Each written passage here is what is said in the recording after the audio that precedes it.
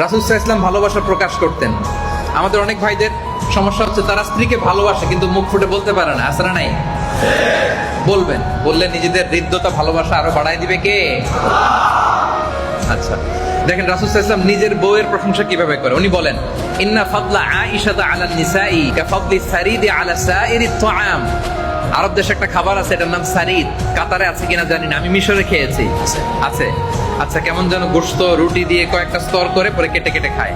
তো আমি তো মিশরের আল আজহার ইউনিভার্সিটি থেকে ব্যাচেলর করেছি। ওখানে ছাত্রাবাসে যখন থাকতাম, ঈদের দিন আমাদেরকে এই খাবারটা দিত, আমার মনে আছে। ঈদের দিন সারিদ দিত। তো হঠাৎ জিজ্ঞেস করলাম, এটা আবার কি খাবার? বলে যে এটাই সারিদ। তো হাদিসে রাসূল সাল্লাল্লাহু আলাইহি ওয়াসাল্লাম বলেন, আরব সব খাবারের মধ্যে যেমনি সারিদ সেরা, নারী কুলের মধ্যে আমার বউ আয়েশা সেরা। তো উনি কি আয়েশা রাদিয়াল্লাহু তাআলার প্রশংসা করতে লজ্জা পাইছেন? তা আপনি লজ্জা পান কেন? প্রশংসা করবেন তো নাকি?